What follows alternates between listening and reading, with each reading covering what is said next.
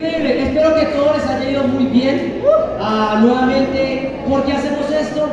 Para que cada discípulo de Jesús esté capacitado ¿para qué? Para toda buena obra. ¿Qué quiere decir? Para predicar la palabra donde quiera que él vaya. ¿Ven?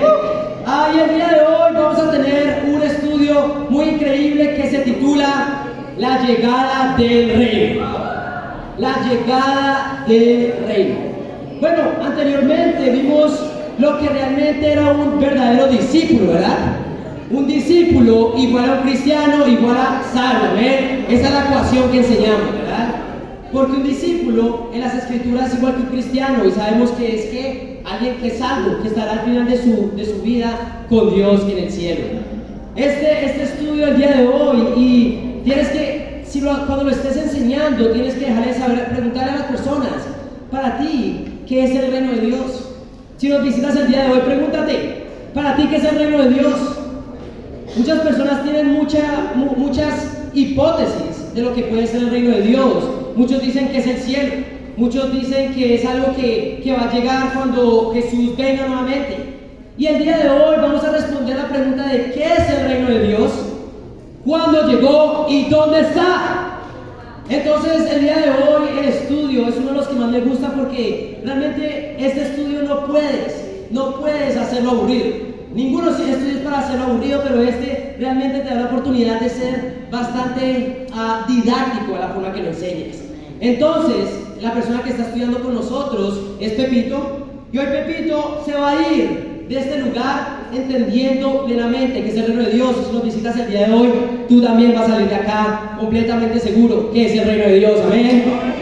Entonces nuevamente siempre empezamos con una oración, así que vamos a orar a nuestro Dios. A Dios Padre Santo, Señor, Dios Todopoderoso, Creador del cielo y de la tierra, a ti Padre que creaste el cosmos, tú creaste todo lo existente, todo lo que tiene vida, Padre. Padre, tú que nos has creado a cada uno de nosotros, has entrelazado nuestro ADN y nos has creado a nosotros de una manera particular y única, Padre.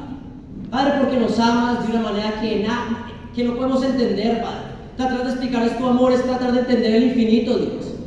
Pero, Padre, sabemos que tú estás ahí, Dios, y nos hablas mediante tu palabra, Dios. Yo te pido que el día de hoy, Padre, puedas abrir los ojos a muchos de nosotros, Padre. Pueda que sea tu palabra, Dios, la que entre en nuestros corazones y cree convicciones profundas de qué realmente es tu reino.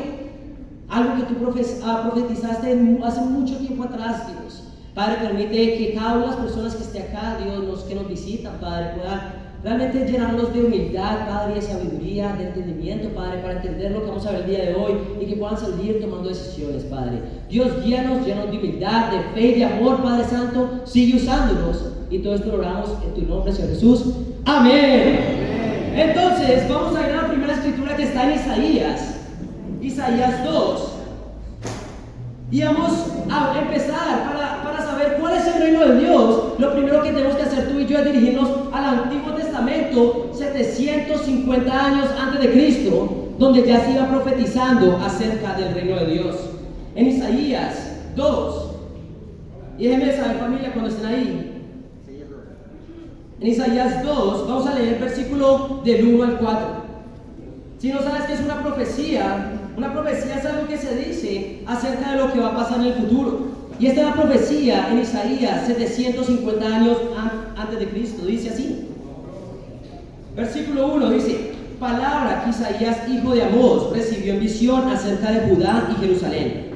En los últimos días, el monte de la casa del Señor será establecido como el más alto de los montes.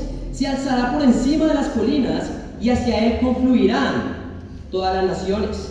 Muchos pueblos vendrán y dirán: vengan, subamos al monte del Señor, a la casa del Dios de Jacob, para que nos enseñe sus caminos y andemos por sus sendas. Porque de Sión saldrá la ley, de Jerusalén la palabra del Señor. Él juzgará entre las naciones y será árbitro de muchos pueblos. Convertirán sus espadas en arados y sus lanzas en hoces. No levantará espada contra nación y nunca más se adestrarán para la guerra.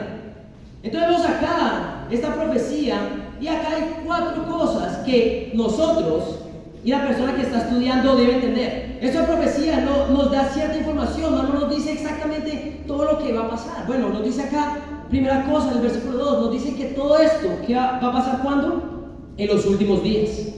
¿En los últimos días de qué? No no nos dice exactamente los últimos días. Pero esa información va a ser muy importante para que esa profecía se cumpla en el futuro. Dice, en los últimos días, ¿qué pasará? Bueno, dice que el monte de la casa del Señor será establecido como el más alto de los montes. Si tú has leído el Antiguo Testamento, sabes que los montes se simbolizan ¿qué? Reinos. ¿Y por qué? Porque antes, en el pasado, ¿dónde se construía un buen lugar para construir un reino, un imperio? En las montañas, ¿verdad? Por ventajas hacia el enemigo, por ventajas acerca del clima, ¿verdad? Ojalá estuviéramos un poquito más arriba y no tuviéramos tanto calor, ¿verdad? Pero bueno, el caso es que los montes en el Antiguo Testamento simbolizan y representan reinos. ¿Qué está hablando acá? El monte será establecido, del Señor será establecido como más alto de los montes. ¿De qué estamos hablando? Del reino de Dios, ¿amén? Pasarán los últimos días, el reino será establecido, pero dice al final del versículo 2, y hacia él confluirán ¿qué? Todas las naciones. ¿Quién estará presente en ese momento? Todas las naciones. Esa es la cuarta información muy importante. Dice en el versículo 3, muchos pueblos vendrán y dirán, vengan, subamos al monte del Señor, a la casa del Dios de Jacob, para que nos enseñe sus caminos y andemos por sus sendas, porque de Sión saldrá la ley, de Jerusalén la palabra del Señor. ¿Dónde empezará esto? Dice que en Sión. Sión es el lugar que se le dio al lugar donde estaba el templo, que era Jerusalén. Jerusalén es donde va a empezar todo esto. Entonces, para que le explique a la persona que está estudiando cuáles son las 4 informaciones de esta profecía, todo esto sucederá en los últimos días. El monte será establecido, o sea, el reino de Dios. ¿Quién estará ahí? Todas las naciones. ¿Y dónde empezará todo esto? En Jerusalén. Le tienes que preguntar si tiene alguna pregunta, y realmente sí tenga muchas, pero esa es la información, ¿me entiendes? Esto es lo que vamos a ver que se va a cumplir, por eso es una profecía. Cuando se cumpla la profecía, no le quedarán dudas de lo que estamos hablando el día de hoy acá. Después de esto va a ser otra profecía que está en Daniel 2. Vamos todos allá. Y espero que si nos visitas el día de hoy estés escribiendo estas cosas. Recuerda, en los últimos días, ¿qué pasará? El monte será establecido, o sea, el reino de Dios. ¿Quién estará ahí? Todas las naciones. Y empezará Jerusalén. Vamos a Daniel 2. Y esta es otra profecía que sucedió 550 años después de Cristo, antes de Cristo. ¿Qué quiere decir esto? Después de 200 años después de la profecía en Isaías. Pero todavía estamos antes de Cristo, 550 años. Y vamos a leer en el capítulo 2, Daniel 2. Quiero darte un contexto de lo que está pasando. Como tú sabes, y si sabes de historia, los babilonios esclavizaron a los israelitas. ¿Amén? Es historia, no me lo estoy inventando, ve a Google. Esclavitud de Babilonia en Israel. ¿Amén? El caso es que eso fue alrededor de 550 años antes de Cristo, y acá uno de esos israelitas que fue esclavizado fue Daniel. Él llegó a Babilonia, y en ese tiempo el rey de Babilonia se llamaba ¿qué? Nabucodonosor. ¿Amén? Es historia nuevamente. ¿Qué pasa? Nos cuenta Daniel que el rey tuvo un sueño. Y el rey, muy vivo, se acercó a las personas y les dijo, acabé de tener un sueño y necesito que me digan cuál es la interpretación de mi sueño. Comenzó a llamar a sus magos, hechiceros y adivinos y les dijo, quiero que me interpreten el sueño. Ellos dijeron, increíble, díganos su sueño. Y él dice, no, ustedes me van a tener que decir lo que soñé y lo que significa.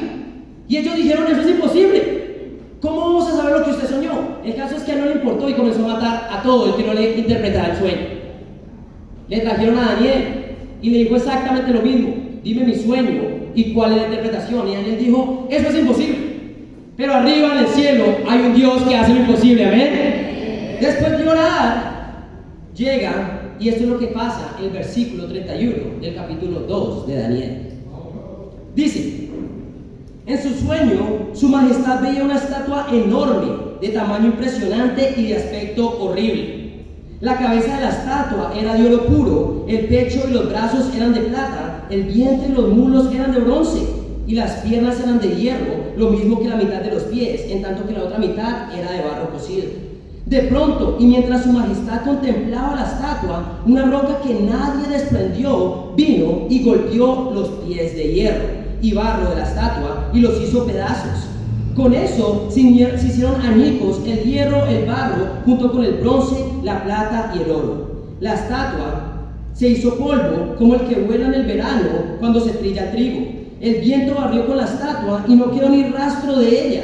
En cambio, la roca que dio contra la estatua se convirtió en una montaña enorme que llenó toda la tierra. A mí me gusta dividir esta escritura en dos para que puedan meditar un poco en lo que realmente era el sueño, ¿verdad? ¿Qué vemos acá? Tienes que preguntarle a la persona que entendió, pero básicamente vemos una estatua, ¿verdad? De aspecto horrible. La cabeza dice que estaba dividido en 4 elementos: oro, plata, bronce y ¿qué? Hierro y barro, ¿verdad? Era una estatua que tenía 4 elementos, pero dice que una roca que nadie desprendió, una roca en otras versiones dice que fue cortada, pero no por manos humanas, llegó y golpeó, ¿en dónde?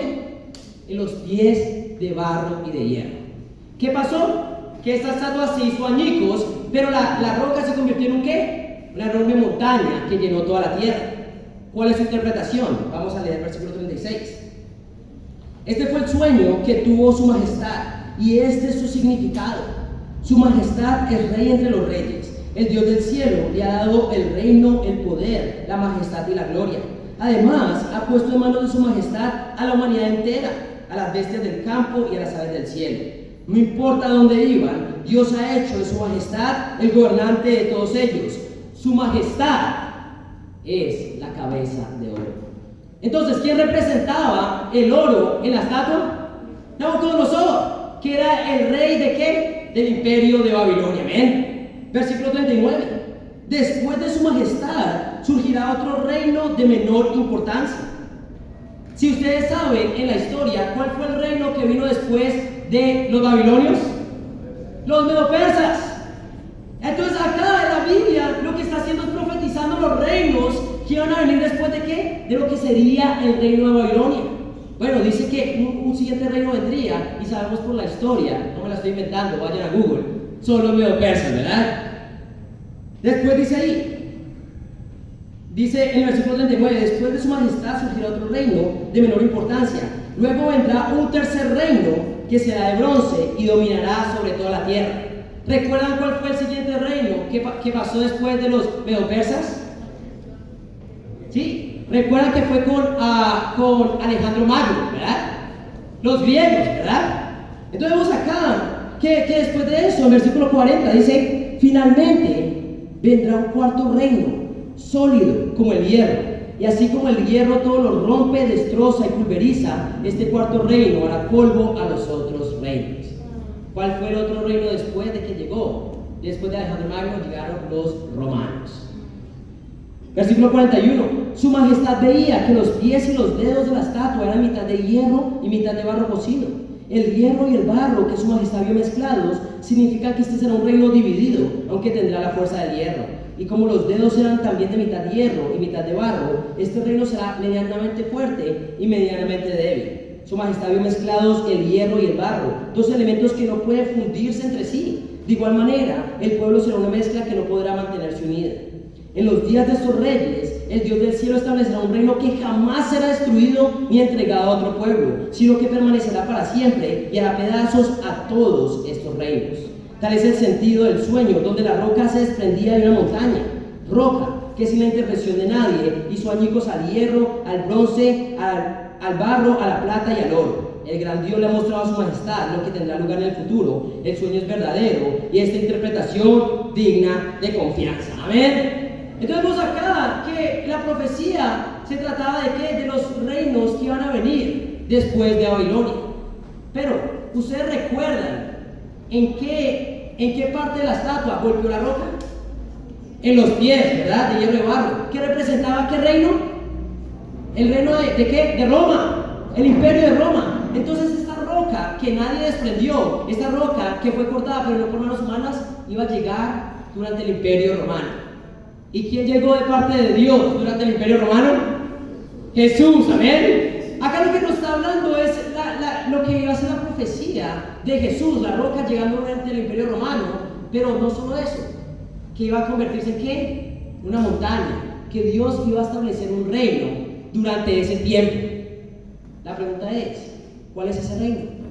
Porque sabemos que después de los romanos no hubo ningún reino físico que se haya alzado después de los romanos. Entonces, ¿dónde está el reino? Bueno, esta escritura nos está dejando saber que con Jesús iba a venir un reino que jamás será destruido. La pregunta es, ¿dónde está el reino de Dios? Bueno, exactamente lo que veremos hoy.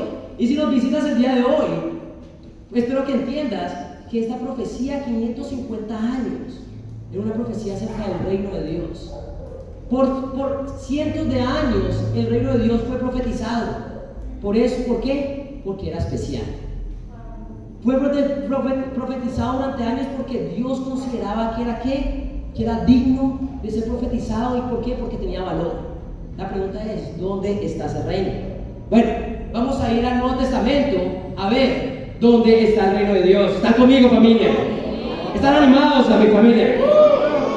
¿Dónde está el reino de Dios? Bueno, vamos a dirigirnos a 25 años después de Cristo. ¿Qué quiere decir? Cristo Jesús ya estaba acá, la roca ya había llegado. Y vamos a leer en Mateo 3.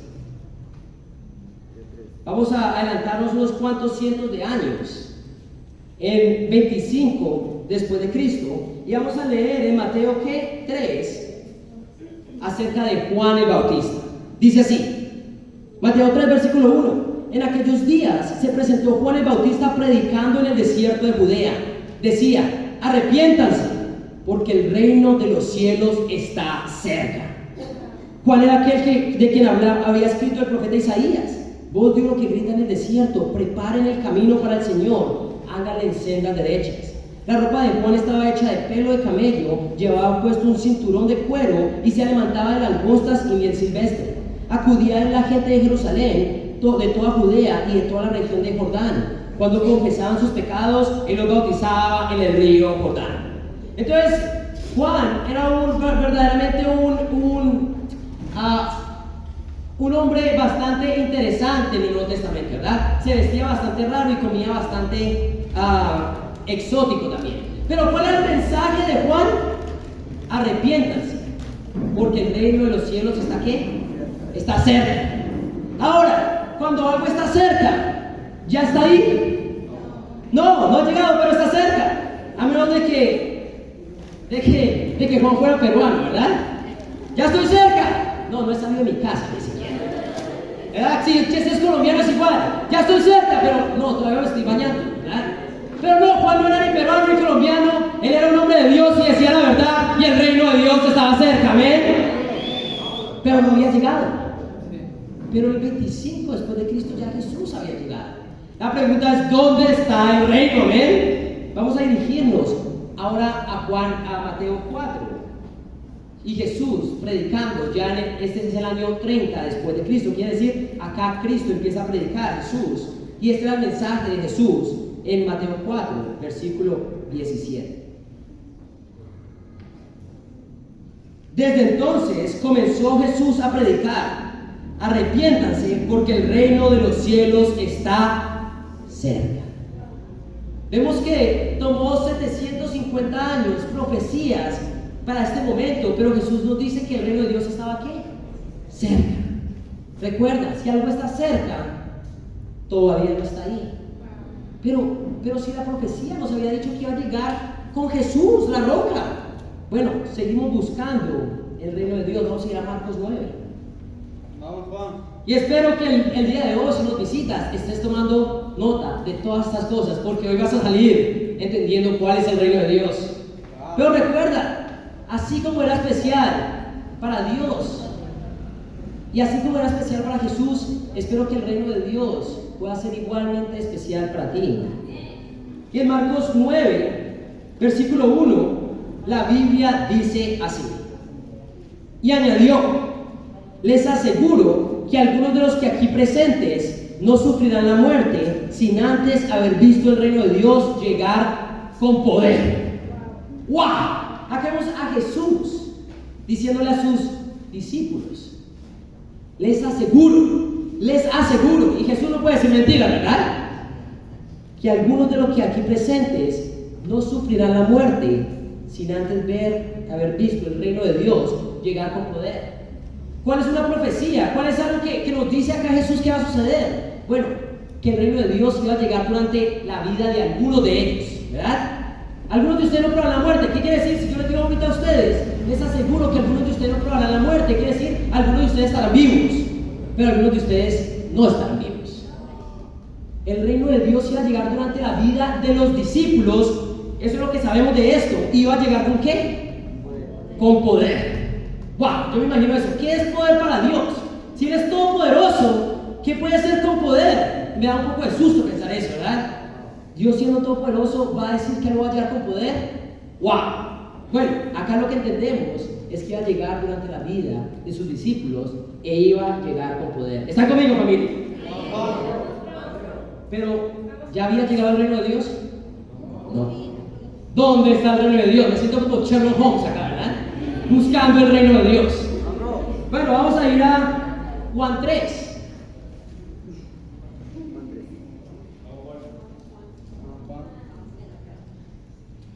Juan 3.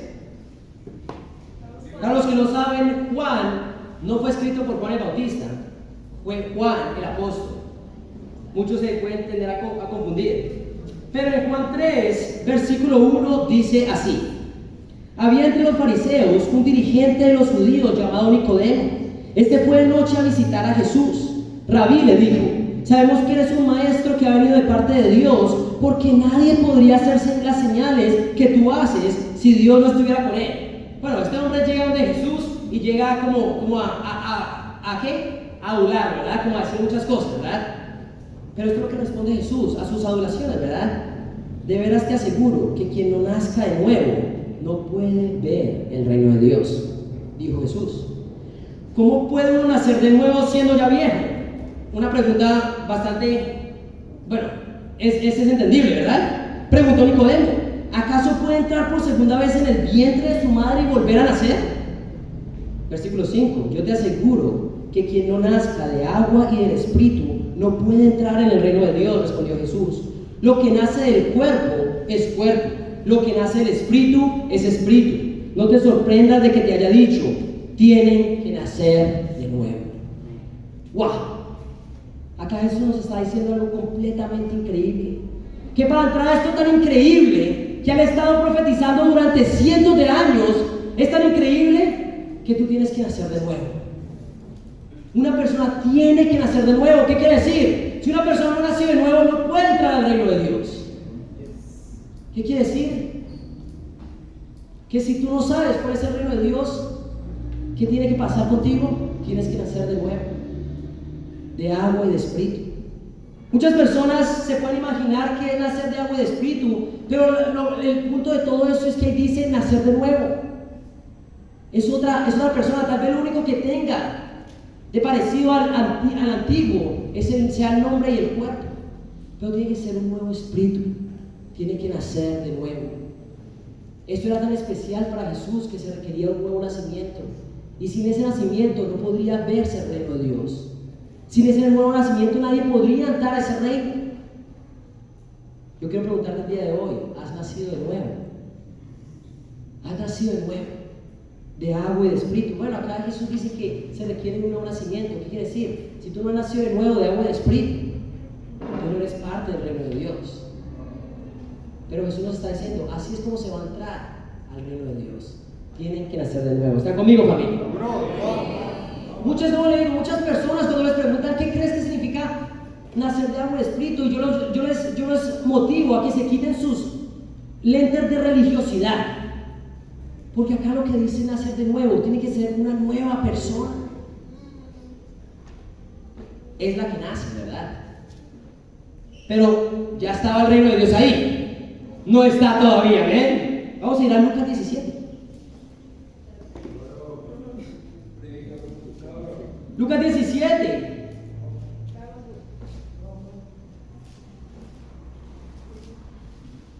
Nadie puede ser la misma persona después de nacer de nuevo.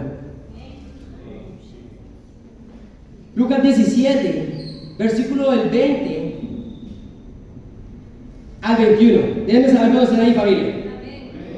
Amén. Dice el versículo 20: los fariseos le preguntaron a Jesús cuándo iba a venir el reino de Dios, y él les respondió: la venida del reino de Dios no se puede someter a cálculos. No van a decir, mírenlo acá o mírenlo allá. Desen cuenta de que el reino de Dios está entre ustedes.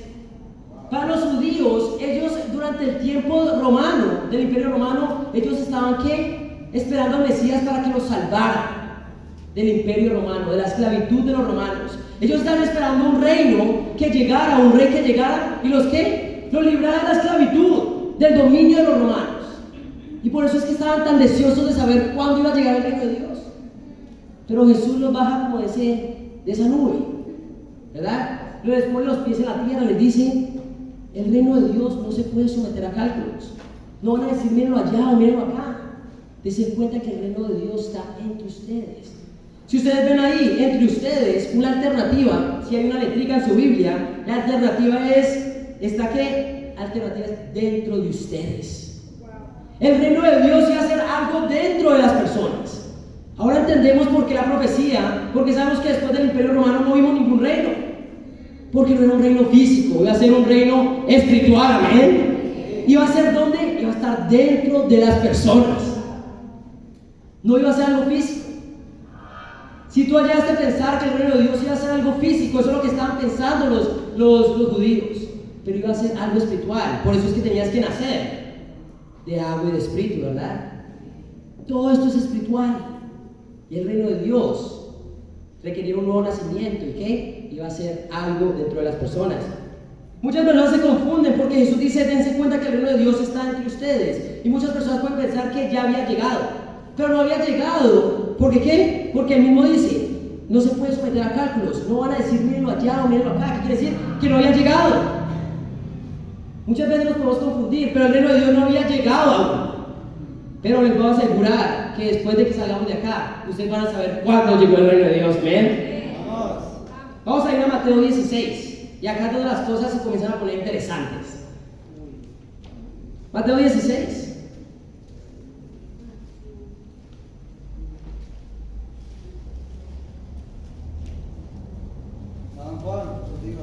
Mateo 16.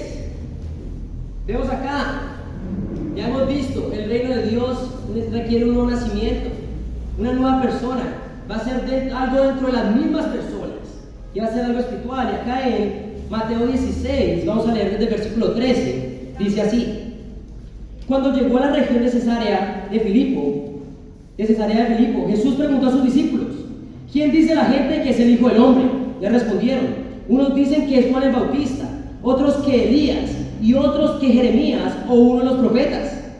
¿Y ustedes? ¿Quién dice que soy yo? Tú eres el Cristo, el Hijo del Dios viviente, afirmó Simón Pedro. Dichoso tú, Simón, hijo de Jonás, le dijo Jesús, porque eso no te lo reveló ningún mortal, sino mi Padre que está en el cielo. Yo te digo que tú eres Pedro, y sobre esta piedra edificaré mi iglesia, y las puertas del reino de la muerte no prevalecerán contra ella. Te daré las llaves del reino de los cielos. Todo lo que ates en la tierra quedará atado en el cielo, y todo lo que desates en la tierra quedará desatado en el cielo. ¿Qué pasa acá? Jesús comienza a hacerle preguntas a sus discípulos. ¿Quién dice la gente? ¿Quién soy yo? ¿Qué es el Hijo del Hombre? Él se llamaba el Hijo del Hombre, ¿verdad? A él mismo. Y muchas personas tenían muchas ideas de quién podía haber sido Jesús. Muchos unos dicen que eres el Juan el Bautista. No tiene nada de sentido, ¿verdad? Porque Juan el Bautista y Jesús estuvieron en el mismo lugar, al mismo tiempo, ¿verdad? Pero la gente dice muchas cosas, ¿verdad? Pero después les preguntan: ¿quién dice ustedes que soy yo? Y Pedro, como revelación de parte de Dios, dice: tú eres el Cristo, el Hijo del Dios viviente. Jesús dice: exacto, ese soy yo. Yo te digo que tú eres Pedro, y sobre esta piedra, ¿verdad? Edificaré ¿qué? Mi iglesia. ¿Ustedes recuerdan cuál era lo que se construía encima de los montes? Los reinos, ¿verdad? Pero ¿qué se iba a construir? La iglesia. ¿Qué iba a ser el reino de Dios? Iba a ser la iglesia construida sobre la roca, que es ¿quién? Jesús. Jesús era la roca. Por eso dice: tú eres el Cristo, el Hijo del Dios viviente. ¿Cuál era la roca? La afirmación de Pedro. La iglesia iba a ser construida sobre ¿qué? Jesús, siendo el Cristo, el Hijo de Dios viviente. Muchas personas en el mundo creen que la roca, la piedra, era Pedro. Pero realmente la roca no es Pedro por muchas cosas. Realmente la palabra en el griego de Pedro y piedra son diferentes. Segundo, ¿cómo puede la iglesia de Dios estar construida sobre un hombre? Bueno, sabemos que hay una iglesia construida sobre la tumba de Pedro. Son los que creen que Pedro era realmente la piedra. Pero yo quiero invitarlos a una escritura que está, y tal vez esta es la que quiero que nosotros nos aprendamos, y está en Primera de Pedro. Vamos a ver las mismísimas palabras de Pedro, diciendo realmente si él era la piedra, si él era la roca, o quién era la roca. Primera de Pedro, capítulo 2. Vamos a leer desde el versículo 4 hasta el versículo 6. Dice, acá es Jesús. Los que otras denominaciones, otras iglesias dicen que Pedro es la piedra, acá es Pedro hablando, diciendo quién es realmente la piedra. Dice el versículo 4, Cristo es la piedra viva. Podríamos terminar ahí, ¿verdad? Pero vamos a seguir leyendo, ¿verdad? Cristo es la piedra viva, rechazada por los seres humanos, pero escogida y preciosa ante Dios. Al acercarse a Él, también ustedes son como piedras vivas, con las cuales se está edificando una casa espiritual. De este modo llegan a ser un sacerdocio santo para ofrecer sacrificios espirituales que Dios acepta por medio de Jesucristo. ¿Amén? ¿Quién era la verdadera piedra? Jesús. Por eso es que Pedro diciendo, tú eres el Cristo, el Hijo de Dios viviente, ese iba a ser la roca. ¿Y cuál iba a ser el reino? La iglesia. ¿Amén? Volvemos a Mateo 16.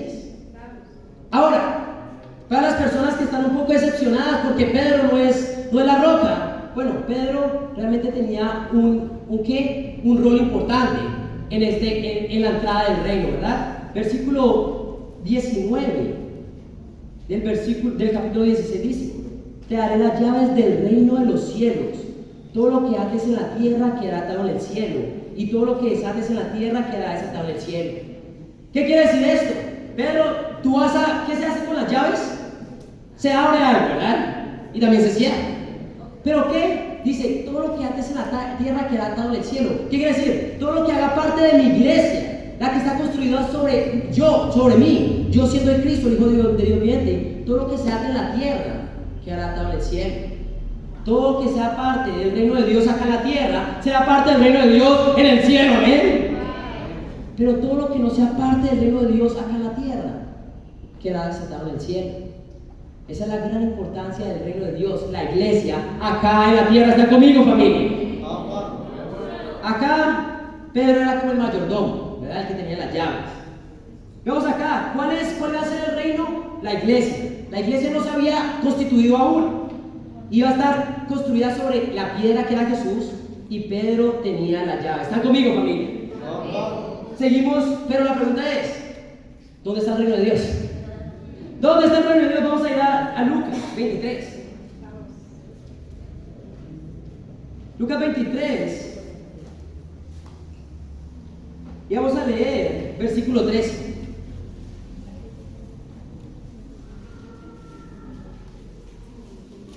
Lucas 23, versículo 50, digo. Lucas 23, versículo 50. Dice así: había un hombre bueno y justo llamado José, miembro del consejo, que no había estado de acuerdo con la decisión y con la conducta de ellos. Era natural de un pueblo de Judea llamado Arimatea y esperaba el reino de Dios. Este se presentó ante Pilato y le pidió el cuerpo de Jesús. ¿Qué estamos viendo acá? Jesús había muerto. José de Arimatea pide el cuerpo de Jesús, pero estaba esperando ¿qué? El reino de Dios. Este hombre estaba esperando el reino de Dios. ¿Qué quiere decir? Que aún con la muerte de Jesús el reino no había llegado. ¿Qué está pasando? Bueno, seguimos buscando el reino. Lucas 24, versículo 44. Dice así: cuando todavía estaba yo con ustedes, es Jesús hablando, les decía que tenía que cumplirse todo lo que está escrito acerca de mí en la ley de Moisés, en los profetas y en los salmos. Entonces les abrió el entendimiento para que comprendieran las escrituras. Eso espero que Dios haga hoy contigo. ¿Ven? Esto es lo que está escrito, le explicó: que el Cristo padecerá y resucitará el tercer día, y en su nombre se predicará ¿qué? Arrepentimiento y perdón de pecados a todas las naciones, comenzando por Jerusalén. Hemos leído esto antes, ¿verdad? todas las naciones en Jerusalén. Bueno, estamos hablando de Isaías. Acá dice que el mensaje que se va a predicar es arrepentimiento y perdón de pecados. Versículo 48, ustedes son testigos de estas cosas. Ahora voy a enviarles los que ha prometido mi Padre. Pero ustedes quédense en la ciudad hasta que sean revestidos ¿de qué? Del poder de lo alto, ¿verdad? ¿Recuerdan que eso habíamos leído también? Iba a llegar con poder. Y con esto, chicos, cerramos las profecías acerca del reino de Dios. Pero la pregunta sigue siendo la misma, ¿verdad? ¿Dónde está el reino de Dios? Bueno, hasta la próxima. Vamos a ir a Hechos. Vamos a ir a Hechos. Ok, Hechos 1, versículo 1, dice así: estimado Teófilo, en mi primer libro me refería a todo lo que Jesús comenzó a hacer y a enseñar hasta el día en que fue llevado al cielo, luego de darles instrucciones por medio del Espíritu Santo a los apóstoles que había escogido. Después de padecer la muerte, se les presentó dándoles muchas pruebas convincentes de que estaba vivo. Escuchen esto: durante 40 días se les apareció y les habló acerca del reino de Dios. Jesús, antes de llegar al mundo, profetizó el reino de Dios. Jesús, cuando llegó al mundo, predicó el reino de Dios. Jesús murió y resucitó y estaba predicando ¿qué? El reino de Dios. Esa es la importancia que tenía el reino de Dios para Jesús. Eso fue su enseñanza número 1. Mi pregunta es, hoy, ¿qué tan importante es el reino de Dios para ti? ¿Qué sabes que es el reino de Dios? ¿Es igual que Jesús? ¿Consideras el reino de Dios igual de importante como lo consideraba Jesús? Hoy, que tú no sabes todavía qué es el reino de Dios, yo quiero invitarte a que hagas del reino de Dios algo tan importante como lo era para Jesús. ¿Están conmigo, familia? Versículo 4. Una vez mientras comía con ellos, les ordenó: no se alejen de Jerusalén, sino esperen la promesa del Padre, de la cual les he hablado. Juan bautizó con agua, pero dentro de pocos días ustedes serán bautizados con el Espíritu Santo. Entonces los que estaban reunidos con él le preguntaron: Señor, ¿es ahora cuando vas a restablecer el reino de Israel? No les toca a ustedes conocer la hora ni el momento determinados por la autoridad del mismo del Padre. Les contestó Jesús: pero cuando venga el Espíritu Santo sobre ustedes, recibirán poder y serán mis testigos tanto en Jerusalén como en Judea y Samaria y hasta los confines de la tierra. Ok, familia, ¿están preparados para ver cómo todo se cumple ahora en esta escritura? Ok, vamos con todo. Para atrás ni para dar impulso.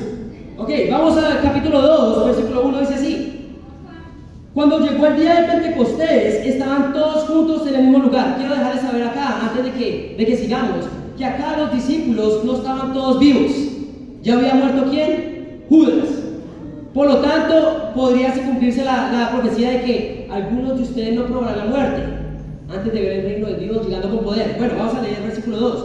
De repente vino del cielo un ruido y como el de una violenta ráfaga de viento y llenó toda la casa donde estaban reunidos. Se les aparecieron entonces unas lenguas como de fuego que se repartieron y se posaron sobre cada uno de ellos.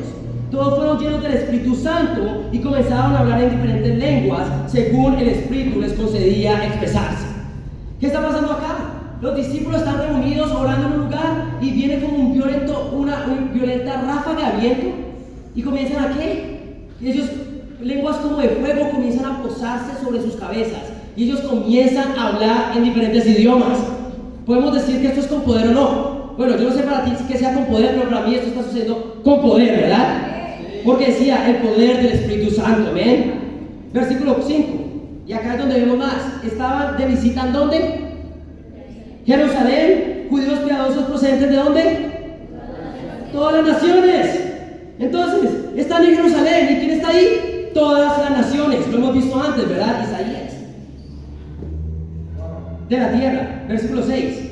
Al oír aquel bullicio, se agolparon y quedaron todos pasmados porque cada uno los escuchaba hablar en su propio idioma. Desconcertados y maravillados, decían: ¿no son galileos todos estos que están hablando? ¿Cómo es que cada uno de ellos los oye hablar en su propia lengua materna? Partos, medos y elamitas, habitantes de Mesopotamia, de Judea y de Capadocia, del Ponto y de Asia, de Frigia y de Panfilia, de Egipto y en las regiones de Libia, cercanas a Cirene, visitados llegados de Roma, judíos y prosélitos, cretenses y árabes. Todos por igual los oímos proclamar en nuestra propia lengua las maravillas de Dios. Desconcertados y perplejos se preguntaban: ¿qué quiere decir esto? Otros se burlaban y decían: lo que pasa es que están borrachos. ¡Wow! La gente puede decir cualquier cosa, ¿verdad? Pero vamos acá. ¿Qué está pasando acá? Están en Jerusalén, están judíos procedentes de todas las naciones y los discípulos comienzan a recibir lenguas como de fuego y comienzan a hablar en idiomas. ¿Qué son las lenguas en la Biblia? Son idiomas verdaderos. Yo no sé si tú has visto cosas que pasan en otras partes que comienzan a hablar en lenguas que nadie entiende. Eso realmente no es de Dios. Esas no son las lenguas que habla la Biblia, porque esas personas entendían lo que estas personas estaban hablando, ¿verdad? En el examen va a estar todas las naciones que están acá, ¿no? Es para despertar, ¿ven? No va a estar, chicos. Pero ¿qué pasa? Muchos están desconcertados y perplejos, otros decían están borrachos. Pero vamos a ver, ¿recuerdan quién tenía las llaves? Pedro, vamos a ver qué pasa. Versículo 14. Entonces Pedro, con los 11, se puso de pie y dijo a voz en cuello: compatriotas judíos y todos ustedes que están en Jerusalén, déjenme explicarles lo que sucede. Presten atención a lo que les voy a decir. Estos no están borrachos, como suponen ustedes. Apenas son las 9 de la mañana. En realidad, lo que pasa es lo que anunció el profeta Joel. Sucederá que ¿cuándo? Los últimos días. Habíamos visto esto, ¿verdad? ¿Cuáles eran los últimos días? Lo que estaba pasando en este momento eran los últimos días. Versículo 17. Sucederá que en los últimos días, dice Dios, derramaré mi espíritu sobre todo el género humano, y los hijos y las hijas de ustedes profetizarán, tendrán visión los jóvenes y sueños los ancianos. En esos días derramaré mi espíritu aún sobre mis siervos y mis siervas, y profetizarán. Arriba en el cielo y abajo en la tierra mostraré prodigios, sangre, fuego y nubes de humo. El sol se convertirá en tinieblas y la luna en sangre, antes de que llegue el día del Señor, día grande y esplendoroso. Y todo el que invoque en el nombre del Señor será salvo. Pueblo de Israel, escuchen esto. Jesús de Nazaret fue un hombre acreditado por Dios ante ustedes con milagros, señales y prodigios, los cuales realizó Dios entre ustedes por medio de él, como bien lo saben. Este fue entregado según el determinado propósito y el previo conocimiento de Dios, y por medio de gente malvada ustedes lo mataron clavándolo en la cruz. Sin embargo, Dios le resucitó librándolo de la angustia de la muerte, porque era imposible que la muerte lo mantuviera bajo su dominio. ¿Qué está pasando acá? Pedro, como buen mayordomo que tiene las llaves, se pone de pie y comienza a dejarles saber a esas personas lo que estaba pasando. Lo que está pasando acá es lo que decía la escritura de Joel, que en los últimos días iba a suceder. Y comienza a hablar por primera vez ante todas las naciones acerca de quién, de Jesús. Esta es la primera vez que se predica el evangelio a todas las naciones en Jerusalén. Y les habla de quién fue Jesús, su muerte y su resurrección. Vamos a leer el versículo 36 ahora. Por tanto, sépanlo bien todo Israel, que a este Jesús, a quien ustedes crucificaron, Dios lo ha hecho Señor y Mesías. Cuando oyeron esto, todos se sintieron profundamente conmovidos y les dijeron a Pedro y a los otros apóstoles: hermanos, ¿qué debemos hacer? Arrepiéntanse y bautícese cada uno de ustedes en el nombre de Jesucristo para perdón de sus pecados, les contestó Pedro, y recibirán el don del Espíritu Santo. En efecto, la promesa es para ustedes, para sus hijos y para todos los extranjeros, es decir, para todos aquellos a quienes el Señor nuestro Dios quiera llamar. Y con muchas otras razones les exhortaba insistentemente: sálvense de esta generación perversa. Así pues, los que recibieron su mensaje fueron bautizados, y aquel día se unieron ¿a dónde? A la iglesia, unas 3,000 personas. ¿Amén? Entonces, por si no se han dado cuenta que se cumplió acá. Bueno, ¿recuerdan cuál iba a ser el mensaje que se iba a predicar ese día? Arrepentimiento y perdón de pecados. ¿Qué pasó cuando estas personas oyeron el mensaje de Jesús? Se sintieron profundamente conmovidas y preguntaron: hermanos, ¿qué debemos hacer? ¿Cuál fue la respuesta? Arrepiéntanse y bautícese cada uno de ustedes para el perdón de sus pecados, les contestó Pedro, y recibirán el don del Espíritu Santo. Cuando ellos hicieron esto y se bautizaron, ¿qué recibieron en el bautismo? El perdón de sus pecados, ¿y qué más? El don del Espíritu Santo. ¿Qué quiere decir? El Espíritu Santo viviendo dentro de ellos, como Jesús había dicho, ¿verdad? Tenían que nacer de agua y de Espíritu.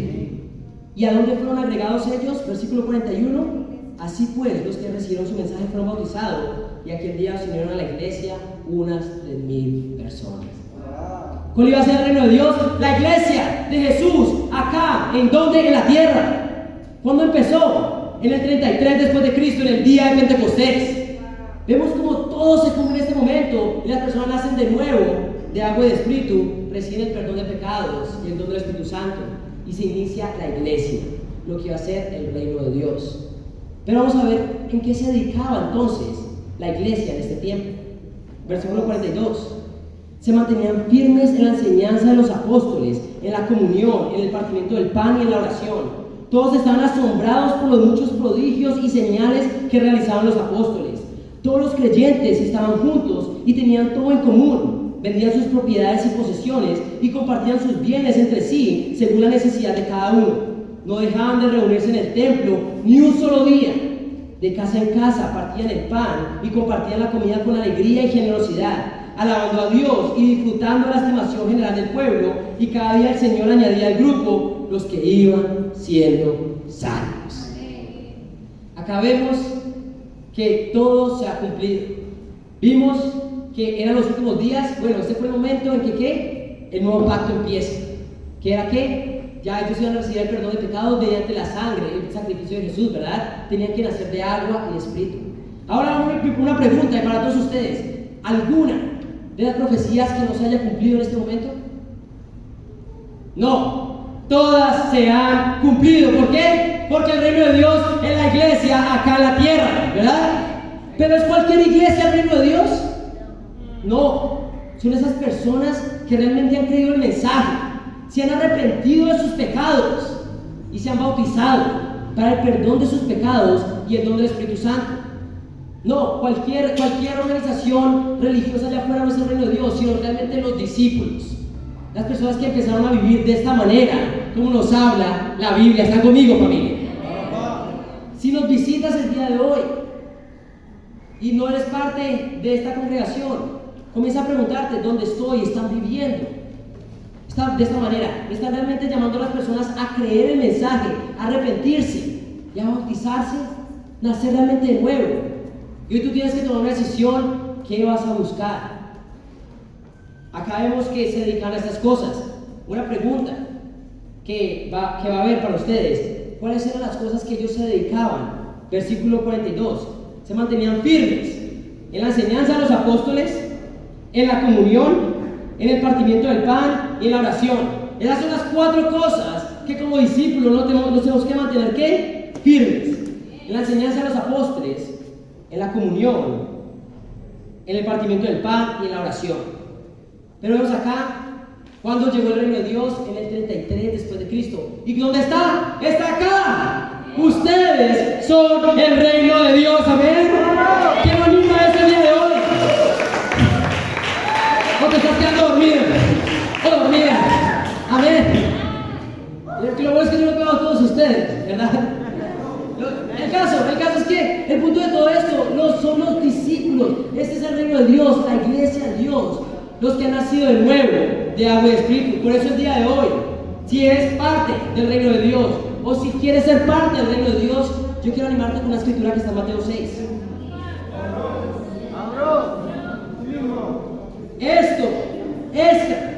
Este lugar acá era con lo que mucho tiempo, cientos de años, Jesús profetizó. Pero no solo acá en la iglesia de Lima, sino alrededor del mundo, los verdaderos discípulos. Amén. Y en Mateo 6, versículo 33, ya que sabes cuál es el reino de Dios, cuándo llegó y quiénes son, Jesús te dice esto, versículo 33, capítulo 6 de Mateo. Dice, mi pregunta el día de hoy: ¿estás preocupado? ¿Tienes problemas el día de hoy? Ok, todos tenemos problemas, pero Jesús dice, versículo 33, más bien, busquen primeramente el reino de Dios y su justicia, y todas estas cosas les serán añadidas. ¿Tienes preocupaciones? Busca primeramente el reino de Dios. ¿Tienes necesidades? Busca primeramente el reino de Dios. Eso fue prioridad. ¿Por qué crees que Jesús lo profetizó, Dios lo profetizó por tantos años? Porque era prioridad. Hoy si nos visitas, ¿estás priorizando el reino de Dios? Mi pregunta es, ¿siquiera eres parte del reino de Dios? ¿Has nacido realmente de nuevo? Si realmente ya naciste de nuevo, ¿realmente estás siguiendo el consejo de Jesús? De buscar primeramente el reino de Dios y su justicia por encima de las demás cosas. Familia, yo quiero invitarlos a todos ustedes que nos visitan el día de hoy. Busquemos primero el reino de Dios, que llegó, ¿cuándo? 33, después de Cristo, el día del Pentecostés, y que para Dios sea toda la gloria. ¿Amén?